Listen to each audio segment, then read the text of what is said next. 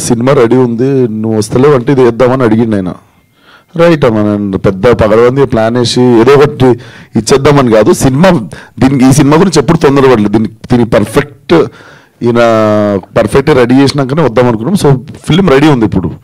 So ready ఉంది and టైంకి ఆ సినిమా కూడా కొంచెం పుష్ అవుతుంది. అండ్ ఐడియా అయింది. And Shivaratri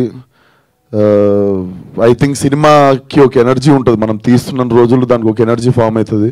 I think cinema దానంతలో అది శివరాత్రి రోజు ల్యాండ్ అవుతుంది, దానిపైన చేయించుకుంటుంది అనుకుంటా నాకు తెలిసి. సార్ ఇంకొక క్వశ్చన్, కమర్షియాలిటీని వర్కౌట్ చేస్తే 2018లో ఒప్పుకున్నారు కదా, అప్పటికి 5 yearsకి మీ మార్కెట్ చాలా పెరిగింది ఇప్పుడు కాల్ చేస్తే.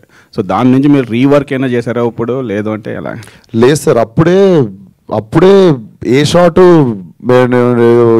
పెద్దగా అయిపోయినాము, లేకపోతే సినిమా తర్వాత సినిమా వచ్చిందని ఒక్క షాట్ కూడా మేము రీషూట్ చేయలేదు. ఇది మేము తీసుకుంటా వచ్చింది. కాకపోతే మేము ఒకసారేమో స్నోఫాల్ కోసం ఆగాల్సి వచ్చింది, ఒకసారేమో సంవత్సరం కుంభమేళ వచ్చేదాకా ఆగాల్సి వచ్చింది, ఒకసారేమో మండు టెండల్ ఒక ఊర్లో కావాలి నాకు, దానికోసం ఆ టైం పట్టింది. ఇంకోసారేమో ఒక 4 months ఉత్తి సెట్ వేసిండు. ఇక్కడ ఫ్లోర్స్ ఎక్స్పెన్సివ్ పడతాయి అని చెప్పి అప్పుడు కోంపల్లిలో పెద్ద షెడ్ తీసుకొని అక్కడ రాక్ సాల్ట్తో హిమాలయన్ సెట్స్ కొన్ని వేసేసారు. So I use to participate అనమాట. వీళ్ళు ప్రిపేర్ అవుతుండే ఒక 3-4 months, then I use to go participate. And నా ఎజెండానే ఈ సినిమాకి టైం పడుతుంది, అంతలోపు నావి కొన్ని సినిమాలు వస్తుంటాయి, అది కూడా ఈ సినిమాకి హెల్ప్ అవ్వచ్చు.